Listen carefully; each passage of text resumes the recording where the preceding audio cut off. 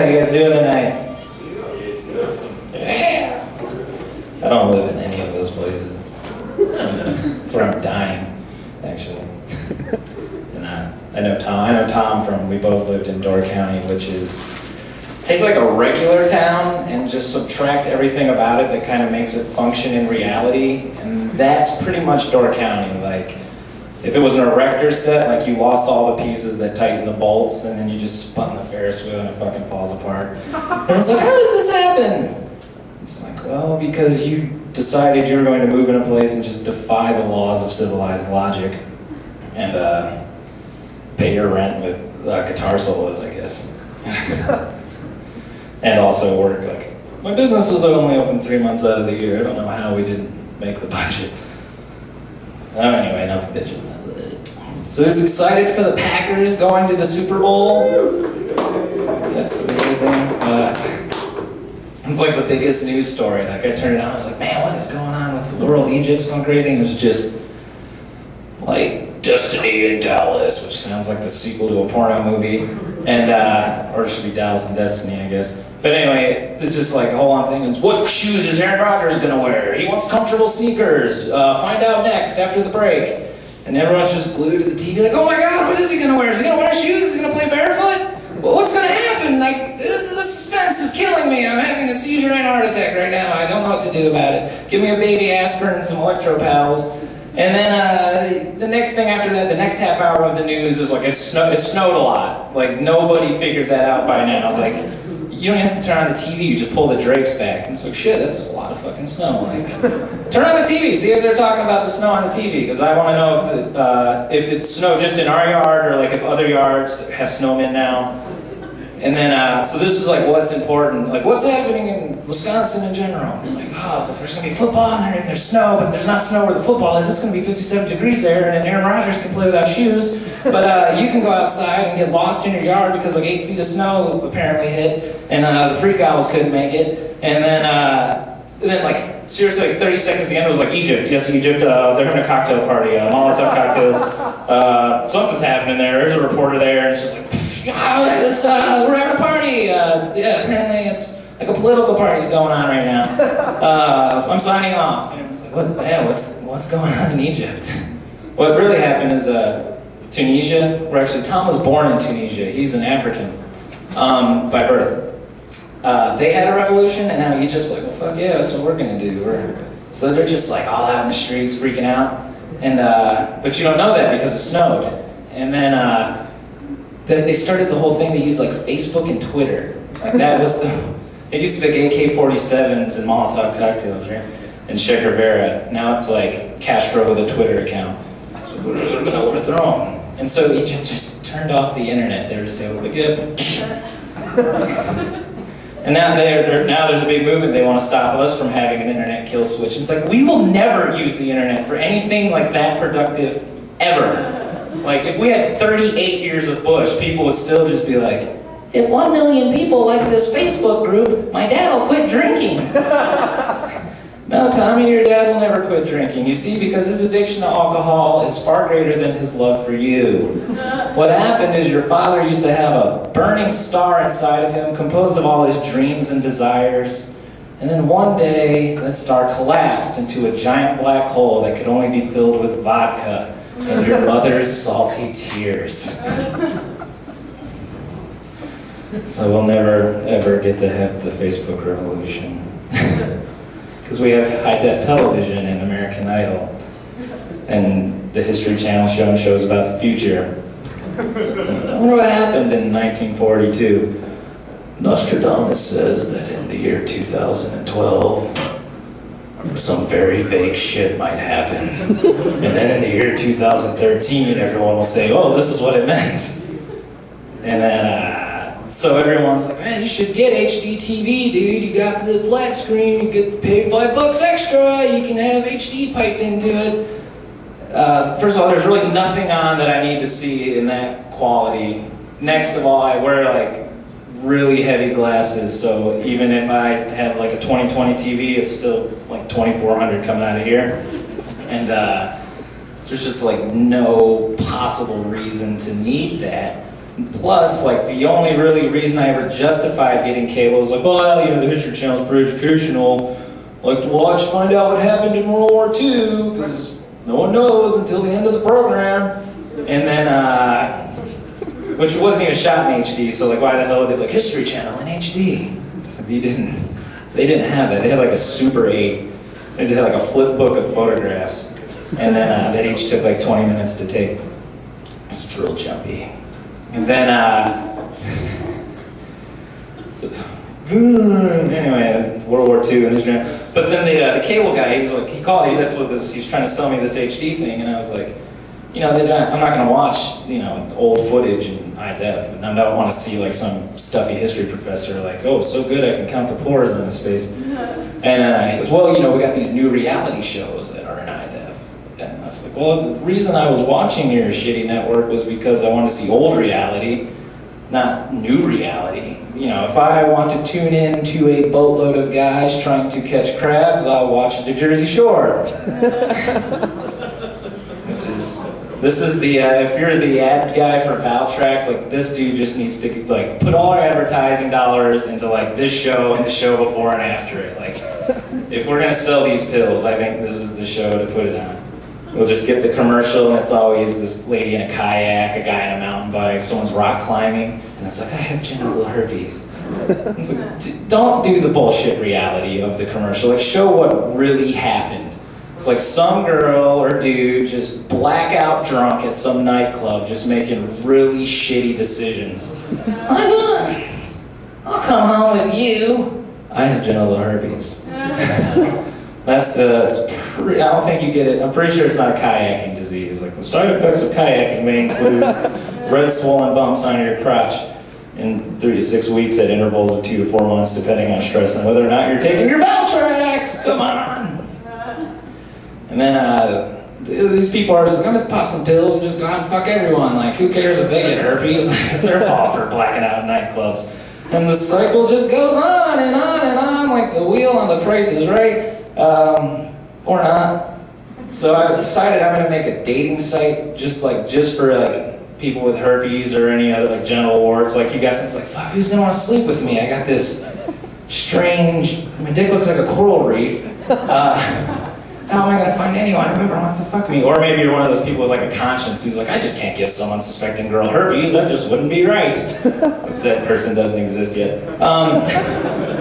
So then you just log on and it's like a bunch of people, it's like, I got herpes, you know, it's a dating site basically, but a prerequisite is that you've contracted herpes. You just send in a copy of your Valtrax prescription.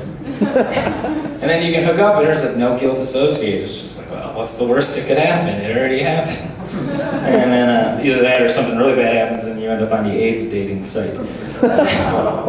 Then that doesn't have a long outlook for keeping the customers. The retention is really poor. That's kind of tasteless. But it's just the answer to like Match.com, which is also like that's equally as bullshit as my idea of a herpes website. People are like, oh, I'm gonna meet the love of my life because they're gonna do this matrix quiz to pair us up with our perfect soulmate. Like that's such an infallible system, which is a total horse crap just piled to the ceiling because like people will take a quiz on Facebook like, which Star Wars character are you? And halfway through it, I guarantee someone's like, well, I really do like to wear fur coats and scream, but I kind of want to get Boba Fett, not the Wookiee. So I'm going to pick shooting people. Like, that's what I like to do. Like, they'll lie on a quiz just so they can see what Star Wars character they're most like. So nobody's going to fill out the Match.com survey like, this kind of lets people know that I'm a jealous, abusive drunk. Maybe I should click that my interests are building ships and bottles. I don't know. But don't want to let them on to the truth there. When I was like a teenager, I didn't have a lot of girlfriends, if you can believe that. I wasn't a big dater. It was by choice, I say that, but it's true because my parents were divorced, so I had to watch my mom date, which was like this really pathetic like freak show every week. I was like, God, I just want nothing to do with that. Like I literally would rather jack off and listen to Rush albums.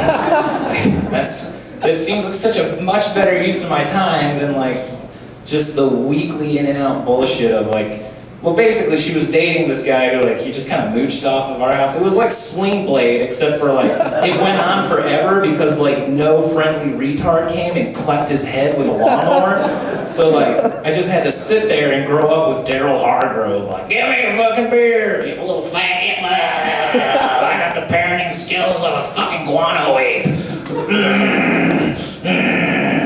And then I'm just like, please, like, I just hung around the mental institution like every guy. I was like, will you be my strange, biscuit-loving friend who maybe one day will kill my potential stepfather because life sucks ass right now? And then I remember one day they'd have these big blowout, like, breakup fights. And this was the funny thing, because I mean, I grew up in Virginia, so this guy is like your stereotypical, like, super fat Leonard Skinner-loving redneck. Just like, I mean, pick a stereotype. He had pretty much every one except for his truck wasn't quite big enough. And then he got this huge fight, and this is when the movie How Stella Got Her Groove Back was popular. Like this sassy black lady movie, if I remember it correctly. And they get in this fight, and he screams this at the top of his lungs. Then I wish I could see him today so I could just remind him. Well, this deal is gonna get his groove back, bitch! And I was really, like, that was what you could come up with? Like, you just got in this fake breakup fight with my mom, and you're just like the biggest, fattest, dumbest racist, and the first thing in your mind was the sassy black lady movie. Like, that's what you're gonna do from here on out. Like, you're gonna go out and go to the club with all your other sassy black girlfriends and meet some nice guy, and is he gonna take you home and fuck you in the ass? Like, that's your groove back? You're gonna move back into your mom's attic and play your guitar or something, I don't know. Not that playing guitar is... There's a band coming next. I'm in a band. We were going to try and come down for this, but the other guy, they had to drink tonight. It's one of those Door County things. Actually, Thursday night is blackout drunk and wonder why we don't have any money night. That's what we do. We get blackout drunk on Thursday, then we wake up Friday and go, God damn, why am I poor? What happened here? Like, Monday, I remember Monday distinctly, I cashed my unemployment check. I had a shitload of money from that. Tuesday, I didn't do anything. Wednesday, we hung out. And Thursday is blurry. I'm poor Friday. What the fuck? What's going on? How did this happen?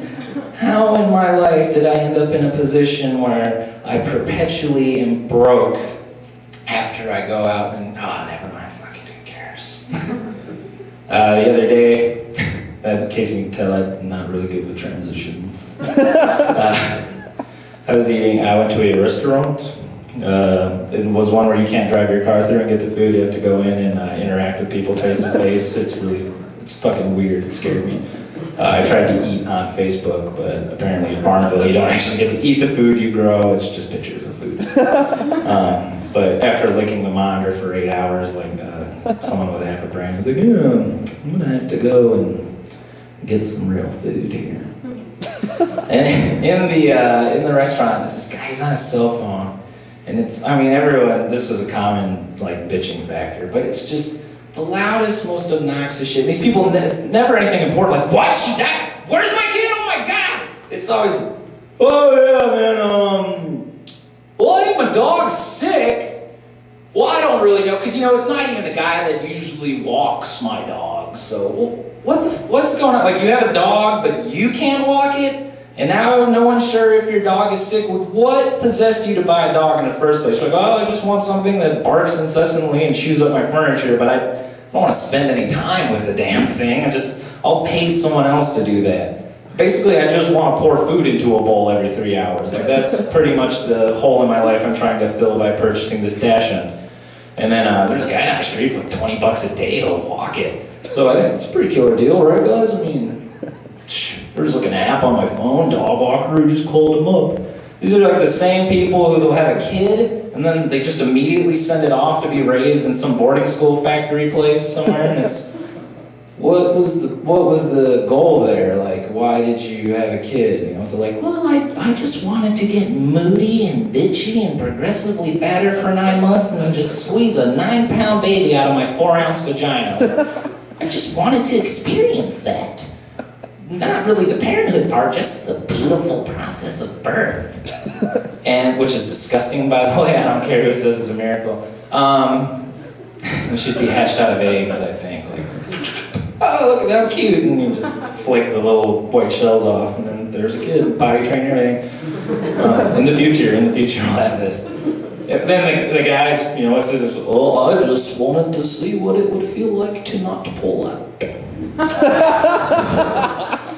And then, you know, it's pretty much, that's how it all happens. Everyone else is, well, it was an accidental pregnancy, which is, that shouldn't even be a real term. Like, you can't say it was like the same idea of saying you had an accidental pregnancy is almost like, I went out in the yard and I just threw all these seeds everywhere, and I accidentally planted a garden. Like, I have no clue how it happened. I mean, we totally weren't planning for this, you know. I was just tomato seeds, dandelions, everything, just throwing them out there, and all this shit sprang up, and now I have to deal with it. Like, why should that be my fault? Well, you should have put a tarp down. So you keep the seed or a little plastic between that and the fertile soil of your girlfriend's belly, you ignoramus. Well, who wants to use a condom? Someone who doesn't want to have a kid, I guess. Send it off to boarding school, who cares? The other day, I had an accident in the car. It's the first time this has ever happened to me.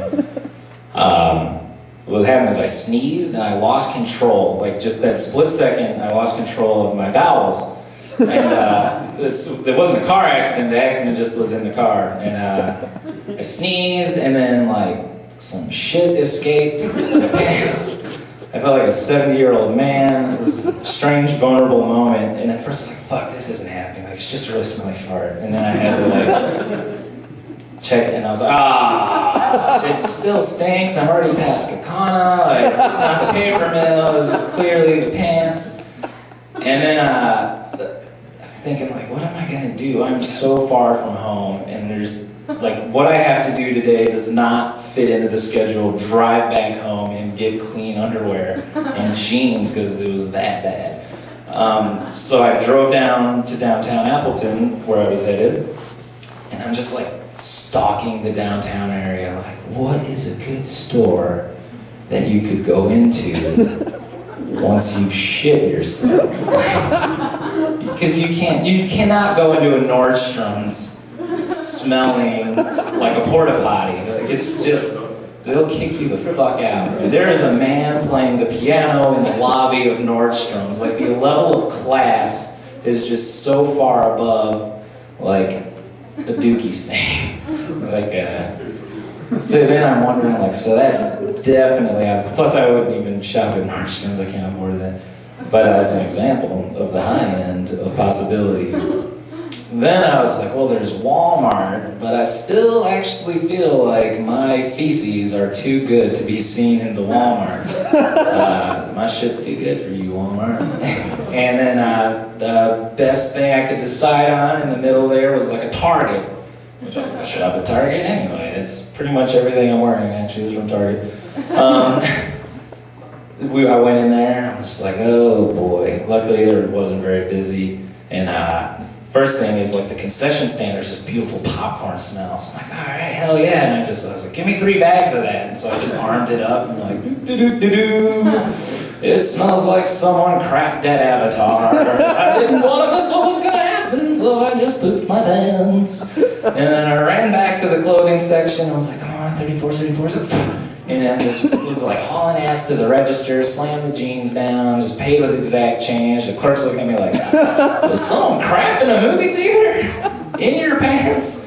And then everything was going smooth. So this is when I got greedy. I was like, all right, I've got to get out of these poop pants. And I just ran into that bathroom in the front, and I was like, yes, and threw them off, threw the shitty pants in the old bag there, put on the fresh pants, walked out. And everything was great. I was just like, yeah, woo, right on, I'm still on time, the poop is taken care of. And then the security guard comes over and he's like, sir, you were in the bathroom with merchandise. I'm gonna need to see your receipt. I was like, oh, that's fine, I got it right here. Ooh, it's in the shitty pants, isn't it? Now I'm standing here with a hand in a pocket, a bag in this hand.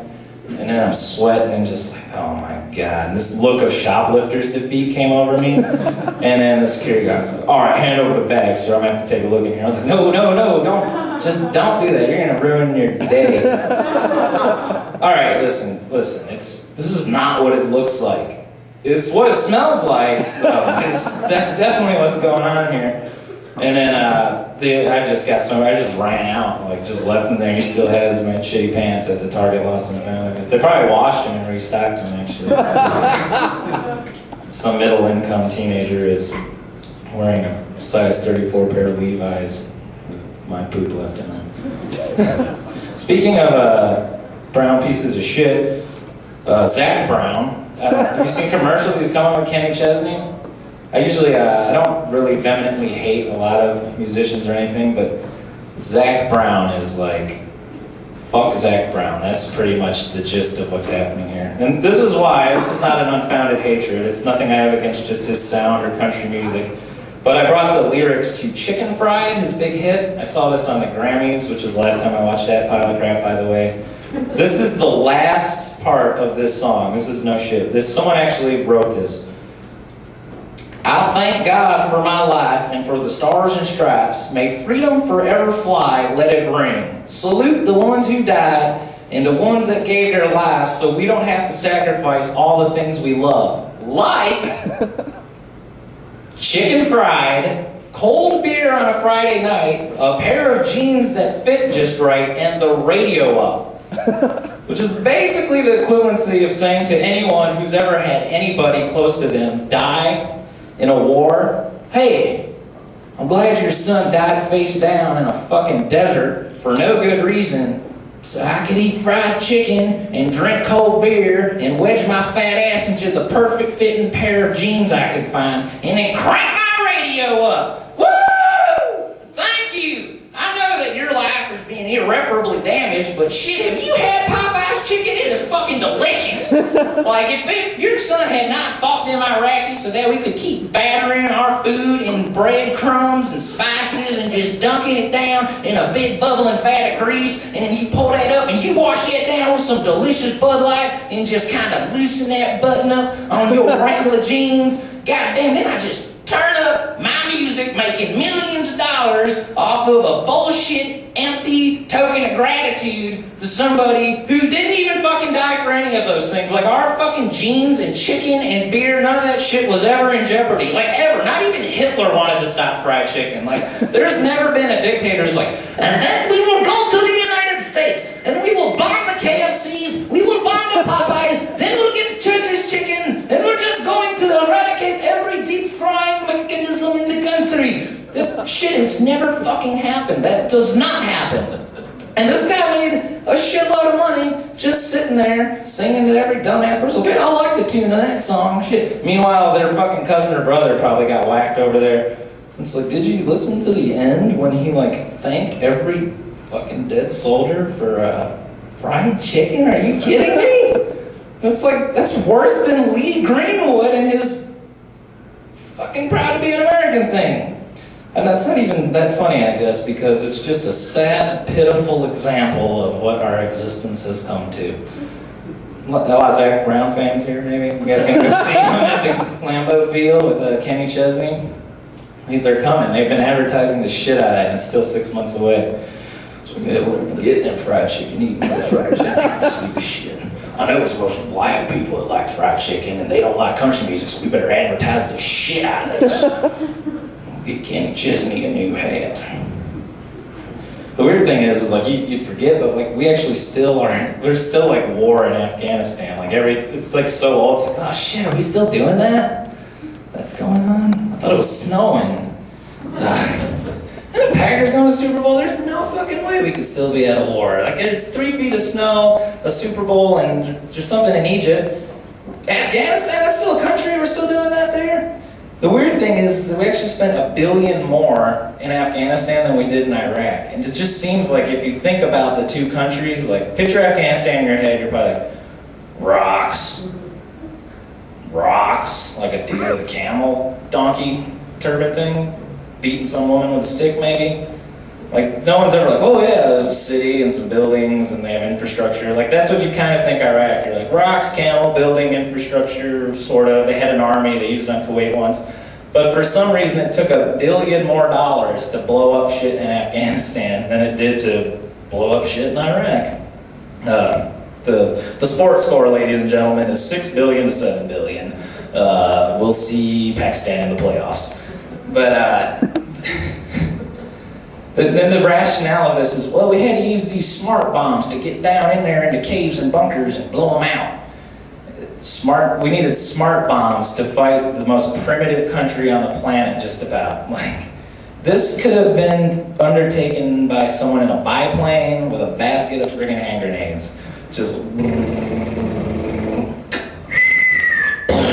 well, I think I got one. Instead